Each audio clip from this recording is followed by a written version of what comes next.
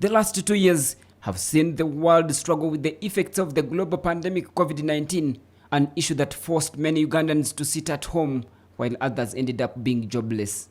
To mitigate the harsh effects of the pandemic, COVID-19 funds were released by government to cater for the vulnerable people. Have you received the money? I have received, madam. Oh, congratulations. Most of the funds that were distributed to the vulnerable people were collected by government through loans, grants, cash donations, among others. However, various accountability reports have poked holes into the program. In May 2020, the Ministry of Health bought some items, including megaphones, dry cells, and records show that these items were indeed purchased and delivered to different districts in June of 2020.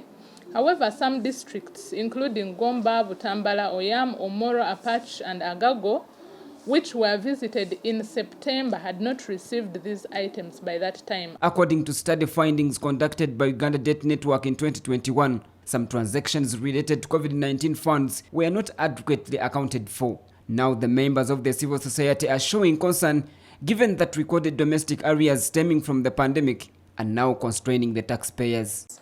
I remember domestic arrears is one of the things that really hurt the taxpayers, because when there is an increment in domestic arrears, it is another burden. It's like a debt on the government. So when government has to pay this debt, automatically they will have to either run to borrow again to pay this debt, or they will run to the taxpayers' money. As a result, Uganda Debt Network officials are now calling for stringent laws to govern the public expenditure. We can be able to prevent, detect, and correct irregularities. If that law can capture some of these things, then we'll be happy. But mainly we are looking at procurements because from experience, that is where most of the funds were lost. They are also calling for action and a cash ceiling to close loopholes that may be used to swindle public funds. People are marketeers. They'll come give you a proposal. There's that one who had tricked even the president and the speaker, and yes, the COVID something, and you know. Responding to the allegations, the Minister for ICT and National Guidance, Dr. Chris Baryomunsi, revealed that COVID-19 funds were not misused and that the laws are already in place to hold anyone accused accountable. The laws which are there are sufficient, like the law on procurement and disposal of public assets, the Public Finance Management Act of 2015, and the other laws to do with the managing finances. They are adequate in my view.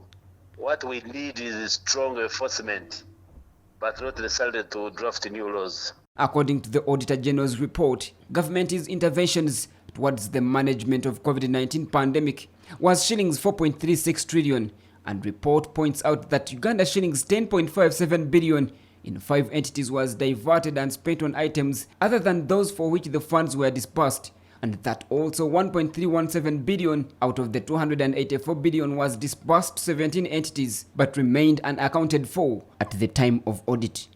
Ramson Muhire, CTV PM Edition.